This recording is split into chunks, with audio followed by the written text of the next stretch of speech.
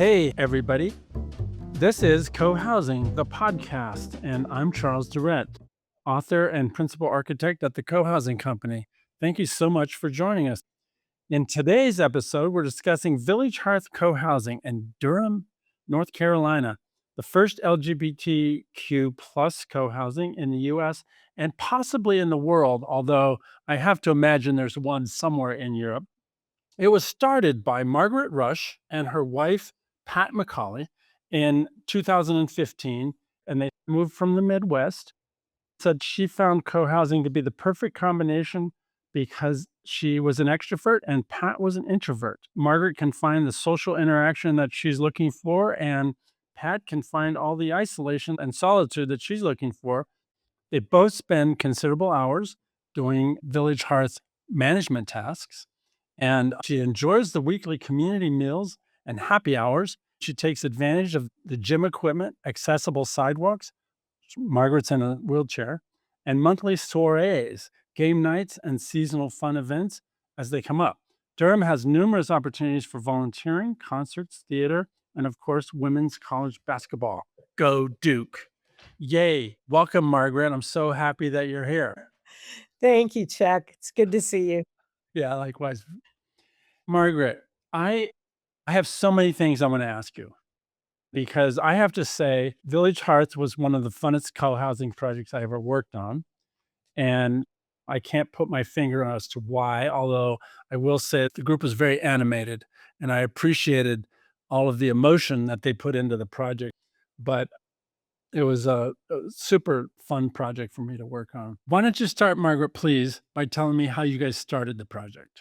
Well, we were looking to retirement, and we had realized that it would be very easy to become isolated and thus possibly depressed as we were getting ready to retire and not have all the camaraderie that we had with our jobs and the people that we were around every day if we stayed in an apartment or single family housing. And so we were doing some research and came upon co-housing and decided that that was the perfect balance of community for us. And as we were looking in Durham, which was our favorite place to live, we found quite a bit of co-housing here already, but none of it was just right for us. Because we wanted it to be 55 plus, and we wanted it to be accessible, and none of those things were already in place. And as we continued to research and look, we found that there was a possibility to have a single story, accessible, beautiful little cottages that we found had already been designed by Chuck Durrett's company, but they weren't in Durham. So we said, well, we would love to have this design, but they're not here yet. So we contact Chuck and got our development consultant, Katie McCammon, on board and figured out how to get things rolling in 2015. So it was just kind of an amazing thing because Pat and I had absolutely no clue about how to start co-housing. But since we were doing this all from the ground floor, we also decided that since we were queer, why not make the focus of our community 55 plus and LGBT?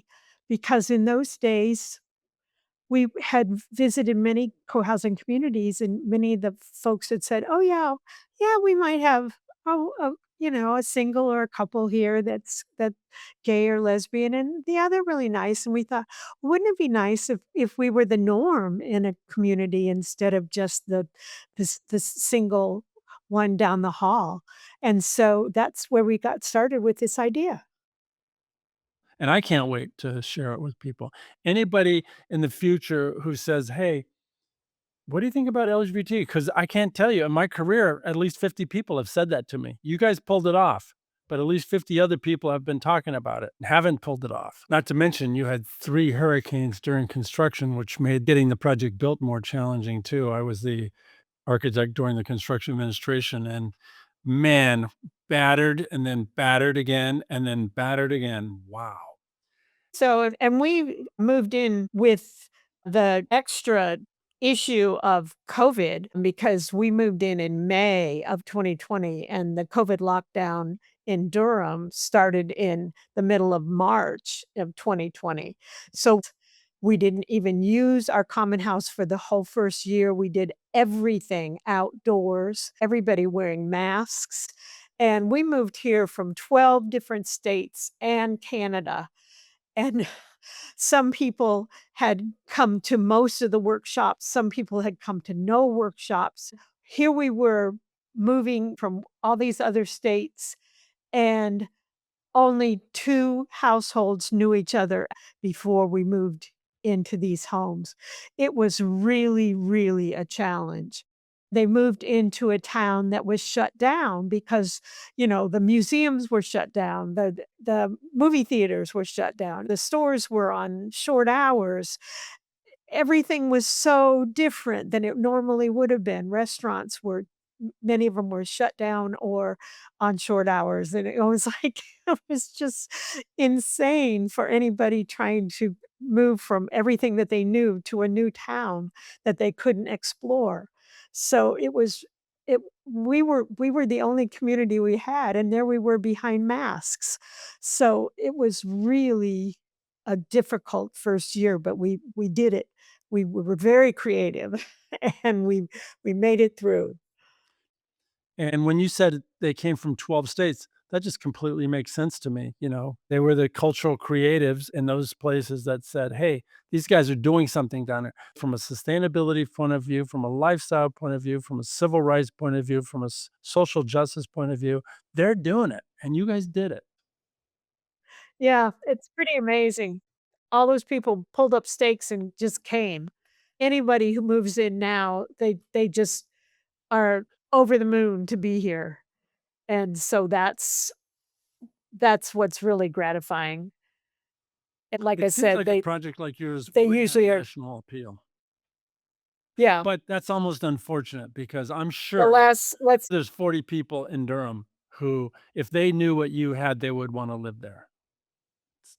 Yeah, well, we've had a couple of people, in the last 2 years, we've had 2 couples from Durham who've moved in, and we've had a couple from Louisville and somebody from Oregon, and that may be the last 4 houses that have sold. And we've got one house on the market right now. Right on. I also feel you guys accomplished it very much in a deliberate way, which I always feel makes for a better co-housing. And by that, I say, if you look at the book Senior Co-housing, chapter 7 delineates a process where it's very popular in Denmark for seniors to get out of denial, get conscious of the issues, and get proactive, which is three things that are very necessary to start a senior co-housing, and that's called study group 1. And you guys did a study group 1, which would you argue helped get people conscious of the issues and proactive? Absolutely, because you need to decide if this is the time of your life where you are ready to get rid of the big house and the big yard and start to focus on downsizing and putting your efforts into being involved in people and not worrying about all the collections of things that you have in your life, and maybe putting your efforts into your hobbies and your passions and each other and maybe your travels and things that you've put off. Also, the fact that when you've been able to put aside the great big house and all those big responsibilities, you can center more on the people that you've gathered around you, and that's what community is all about. That's what co-housing is all about. You can spend a little bit of time helping each other out, and it makes for being able to live independently longer in your home and with just a little bit of extra help, but you've got to be realistic about what your later years are gonna look like. You're not going to be hale and hearty. Everybody's not gonna be hale and hearty in the same way. And Pat and I, decided that we wanted to make our choices while we still could, And that's exactly what we were doing by looking into Village Hearth. Very well said. When we were planning your project together, and I'll get back into that in a minute, I had 3 projects that I was working on, 3 senior co-housing projects, one in Port Townsend, one in Durham, and one somewhere else. Those 2 had done study group 1, and one group did not do study group 1, and I found the one that did not do study group 1 to be very, very difficult. Smart people, equally smart, but they had one foot in the future and one foot in the past, and I would say your group in Port Townsend always had one foot in the future and the other foot in the future as well. In other words, very thoughtful in terms of how you got super deliberate about making your project work. I mean, in other words, if I didn't feel strongly about study group 1 before, I certainly did after your project because there were 2 projects that were less than half the work that the other project was because they were so stuck in the past. They were so stuck in the materialism. They were so stuck in big house and things. And your group and the other group, I felt like made relationships equally important to the houses. How did you feel the design process went?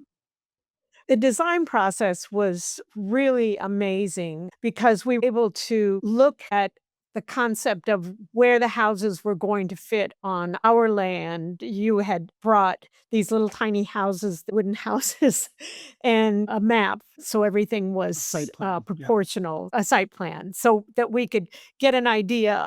We knew that the houses were gonna be in groups of 4, and we knew that we were gonna have 28 homes total, so we had to figure out how those were gonna lay on the land and how they were gonna be clustered together.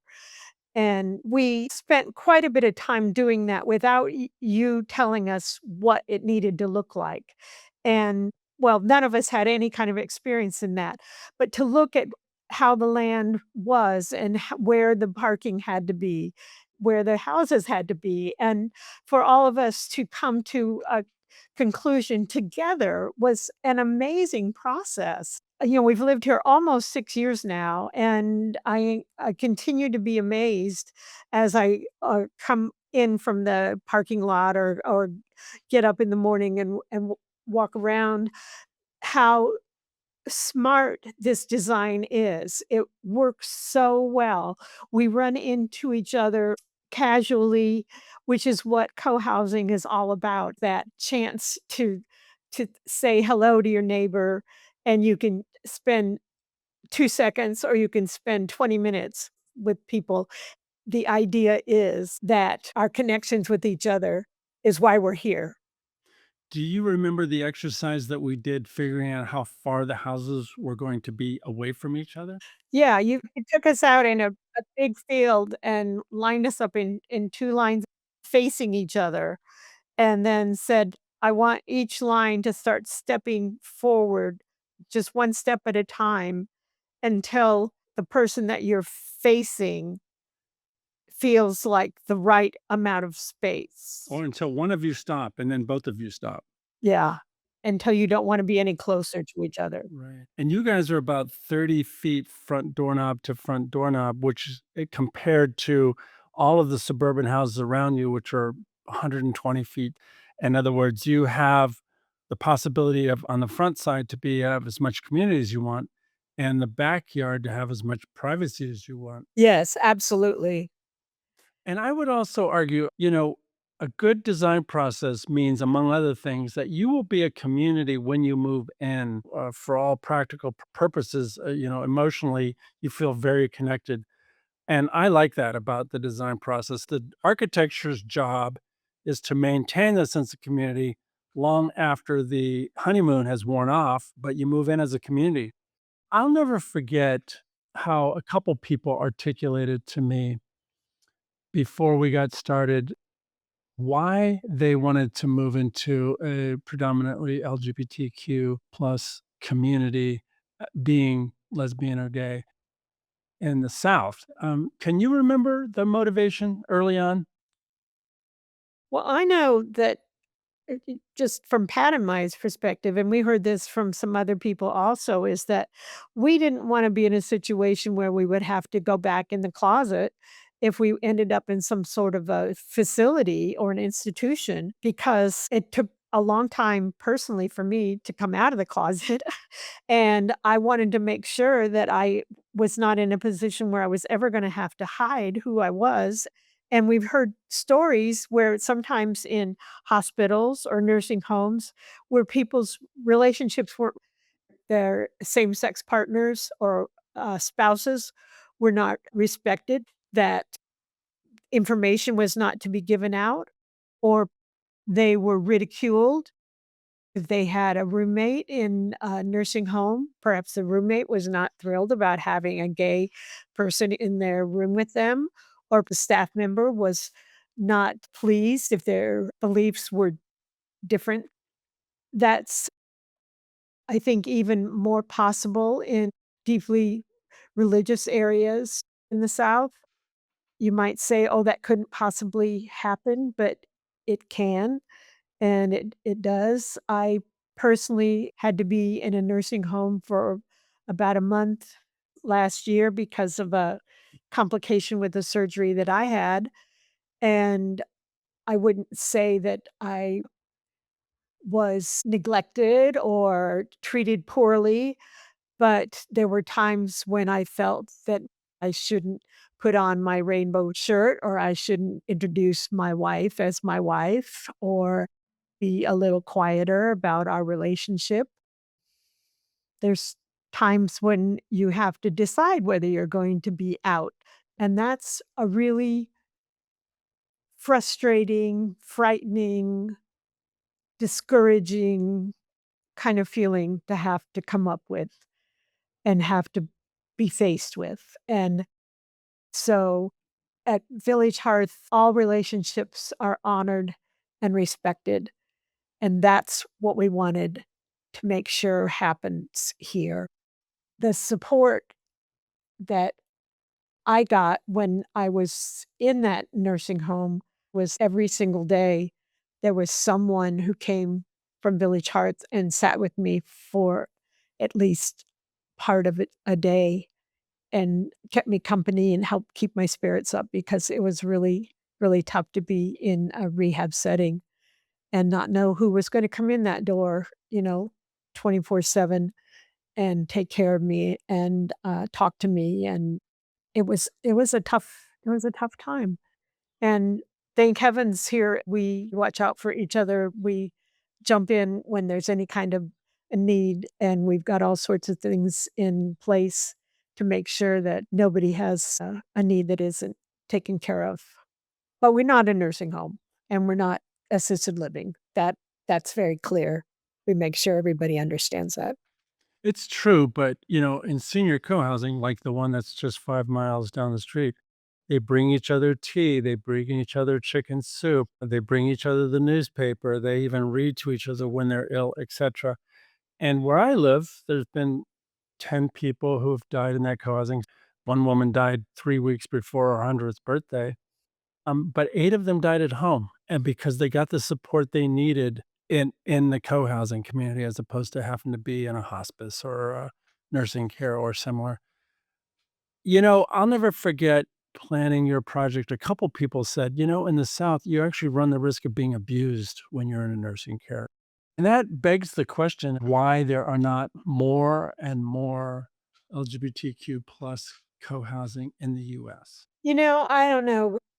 I know that we have inquiries several times a week from folks saying, "Do you have any availability?" People wanna know if we have rentals, they wanna know if there's shared housing here, and, we wish we could be available for every need that there is out there, or we could recommend where there's a possibility. No, I think a lot of it is financial, just like there's not enough housing for everyone in the United States. True. But people often will get very excited about this type of housing, and they think about it, and then they back off, even if it's not a money-based decision for them, even if it's within their budget. I think people think they're not going to age or they're very scared of living this close to other people. I mean, everybody's a a victim, I will say, of our culture, and this culture is afraid of being too close to each other. This culture is afraid of discussing with a neighbor, should we take that tree down or not take that tree down? I find it very, very doable in the co-housing I live in, and I feel like I get so much more. So, is it an education problem? Or is it just a cultural problem? I need me and mine, and that's it. And, I can pick myself up by the bootstraps, which is the biggest one of the many myths of our culture. I've never seen anybody pick themselves up by the bootstraps. I mean, it sounds illogical, and yet I could imagine a group doing it, although it would be uncomfortable. Uh, it just seems like we have so much education to do, I guess. I mean, I would argue one of the things that made working with a Village Hearth a pleasant experience was people felt very enlightened. There was a much higher than average education, and people were not afraid of taking risks or knowing their neighbor or having to walk 100 feet to your car instead of having it parked in your house, et cetera, et cetera. You must get new people who are a little surprised by what you guys accomplished and probably could not have accomplished it on their own. Of course, we have to make it easier and more straightforward to do co-housing, even though your design process was about as straightforward as you could possibly do it. And every exercise, like the one you described, is critical. And all those exercises are described in the book Co-housing Communities.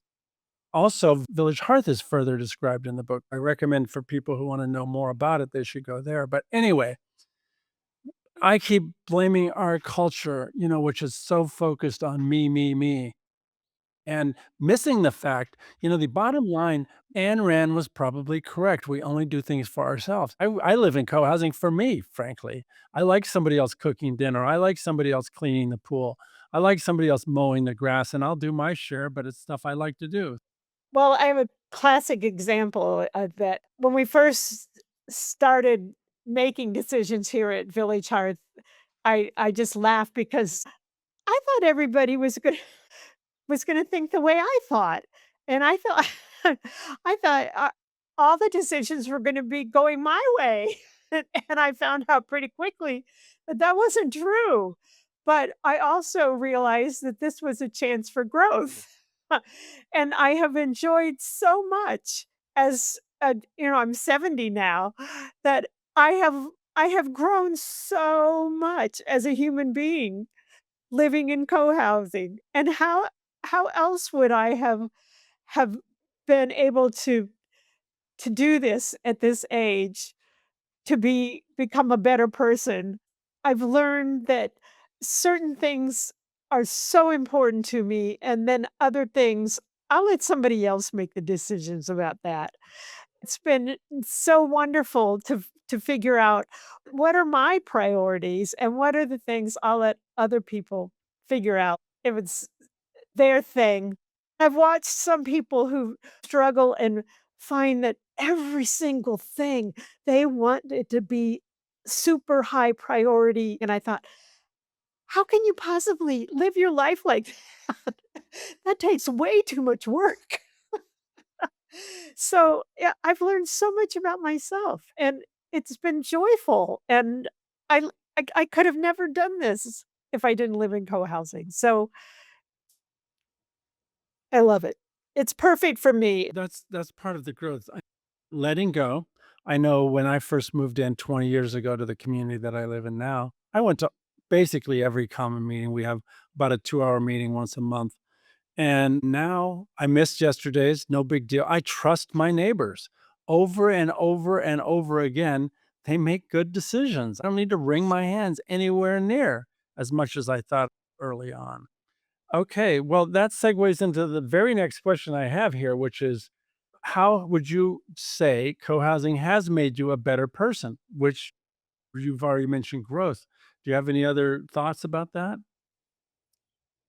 Probably the biggest thing is that I've learned that I I can still grow, I can still learn things, that I'm not always right, and I try to just delight in the people who are here. Pat and I get lots and lots of compliments about Village Hearth. It's like, This is amazing, this place that you've created, and thank you so much for creating it." And Pat and I have a hard time accepting that kind of praise because it took so many people to put in the will and the strength and I mean, besides all the professionals we hired, is people to put money in to begin with to to try this whole thing out from the very beginning to uh, say, yeah, this sounds like a great idea. I'm gonna put my money and I'm gonna put my time in and let's see how it works. And many of those people are still here. I mean, there were challenges, and over again, I remember the group figuring it out, how we're going to deal with this setback and, how we're going to accommodate people who are already given notice on their apartment and have to, sleep on somebody's couch for another month, etc. I mean, I was very impressed. So, my next question, which is something I really care about, do you have any thoughts about how co-housing helps make a more viable cooperative society as a contribution? Well, I think it's our one little piece of feeling like we're sustaining a way of taking care of each other in this little small microcosm of our little corner here, um, of the world, and I love it. I love the way the things that we share, the things that we don't have to throw away because our neighbors can use them, and the things we don't have to buy, even medical equipment. We have this whole spreadsheet of who has a walker and a wheelchair and a shower bench and all the things that we've all collected. So you don't have to buy all that stuff when the next person is gonna have a knee replacement or something, because we're all that age. You would kind of argue that in this environment, you give cooperation the benefit of the doubt as opposed to, I'll just go buy that. Where I live, I'm always astounded. If we need something like a lawnmower, we have one lawnmower for 34 houses. We have one of probably 150 to 200 different things, wheelbarrows, rakes, you name it. Yeah, absolutely. Because there's no reason to go buy things, and I'm sure there's more duplications than we imagine, but we have what we call a gimme shelf at in the common house of just little trinkets or piece of clothing, and things appear on that shelf and disappear within a few minutes sometimes, and and you see it in somebody else's house. But I love that kind of thing. I mean, why not? It's like, why throw it away or have it end up in the landfill? It's just a cultural problem. I noticed that you have a wheelbarrow, but they're not going to go next door and ask if they could borrow it. Too often, they're very shy about that. I would argue that your co-housing not only lets you out of the closet, but it also lets you be who you want to be from a non-consumptive point of view, from a sustainability point of view. It's true that you guys have figured out that cooperation is the way to go. Because I felt that when we were designing the project. Yeah, it works really well. This is a place where we feel safe to have a big gay rainbow flag waving on our flagpole in the middle of the community, and I have my rainbow shirt on right now. Mhm. You can't see it, but, and bumper stickers, and we had a big truck that we decorated for Gay Pride that said, "Queer elders live here," on a little house that we decorated and put on top of the truck. Couples can hold hands. We can call each other wives and husbands, spouses, and dear and sweetheart. And, nobody gets freaked out. But we also can talk about politics and issues that are important to our community, along with issues that have to do with aging. We had a death doula come and do a workshop a few months ago. Every once in a while, we have at community meal, we have a special table if people want to talk about death over dinner. It's nice to talk about more than just the weather, you know? It's like talk about things that are really important. We also have a really wonderful system called Lots of Helping Hands. If, somebody has a special need for things like not just, needing food brought in if you're sick, but if you need your dog walked or you need a ride to a doctor appointment or you need a prescription picked up or any of those kinds of things, we share anything we can think of that makes life easier. Where if you were in a single family home or an apartment, you wouldn't be getting those things done and you would be declining. I told somebody that if I was in the apartment that I was in before I moved into Village Hearth, I would probably have had to move into assisted living by now, and my quality of life would be so reduced from what it is because I would have been so lonely and isolated emotionally, and Village Hearth has just helped me blossom. Hey, Margaret, death over dinner. That sounds like a murder mystery. You It should does, doesn't it? talk about death over dinner. Anyway, you know, yeah, making life more easy, more convenient, more practical, more economical, more fun, more interesting. All of those things happen because you have an excuse to know your neighbors, sharing, communing, your fellow human beings. And you have proximity that really works for you too. In other words, you can walk out your door and walk on the way to the car, you're going to run into somebody, and that makes sharing so much easier, building and sustaining relationships so much easier. I'm not just making a commercial about the importance of design, but I do really feel like that leads towards making life more convenient and all the rest. Learning to share, learning to communicate, all of that stuff and modeling that has to do with, contributing to making a more viable society. But we have a long ways to go to permeate the society. Unfortunately, it's not a big enough model yet. I certainly hope we have more LGBTQ co-housing in the US and more senior co-housing and more intergenerational co-housing. We moved in with 37 kids. It was a whole nother scenario. And it was all about being good parents. I mean, that was a big priority for us early on. And it really worked out along that way. There's so much sharing, whether it's earache medicine or child rearing issues. What would you do differently on your project?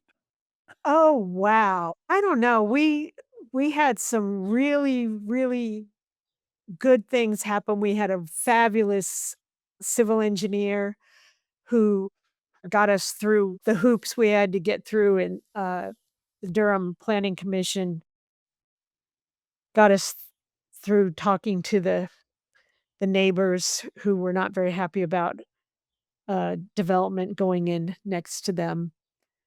But, we've got a very good, relationship with the neighbors now, so that's good.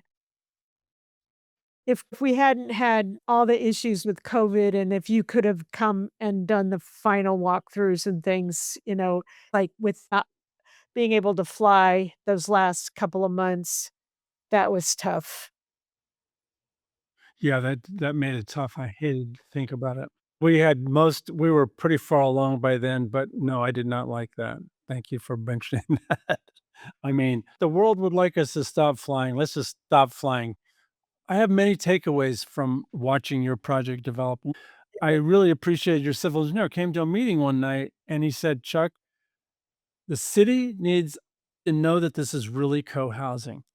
They were going at lengths to help us, whether it was fewer parking places, denser development. We made a little village on your project. You had 15 acres to work with, and we put houses and the parking in less than 3 acres. And the city said, "We want to know that this is really co housing." Well, it so happens with the senior co housing organization, then I had just finished getting consensus on what a certificate would look like to certify that it was actually senior co-housing. So we gave that to the city council and they accepted it as, okay, this looks like it's really co-housing. I was very impressed that they even thought of asking for that in the beginning. and then very happy that they accepted it carte blanche. So, and I think it's the future because there are too many people who are making co-housing or not even really co-housing, because if you don't have the future residents helping you make it, then it's not really co-housing. So that was one thing. And the other thing that I'll never forget is how happy people were when we brought the design closure workshop, which was all the really nice drawings that we put together. And I remember you saying, "Oh my god, it's really happening," and I really love how, appreciative you guys were, not only of the design, but of the fact that we were moving forward and as fast as we possibly could, and I was motivated to do so. So, anyway, there's many takeaways in your project. Margaret, I wanna just say thank you very much for today. Oh, you're welcome. Yeah, it was Absolutely, good to see you. always. I wanna thank the people in my office, which makes this podcast possible, not to Chai and Melissa. And if this conversation resonated with you at all, please consider subscribing to this podcast, rating it if you desire, and sharing it with somebody interested in living in a sustainable neighborhood where people know each other, care about each other, and support each other. As always, you can find out more information about everything we discussed in this episode in the description, along with our website, cohousingco.com, the many books about co-housing, the courses, the events, and sign up for our newsletter as well. I hope it gave you some confidence. I think in just about every state in the union, there is an emerging LGBT co-housing, but it just has to get over the hump. And the hump is really one of confidence. Yes, we can pull this off. And until next time, I'm Charles Durrett. Thanks for being part of this great conversation. And thank you, Margaret, very much. You're welcome.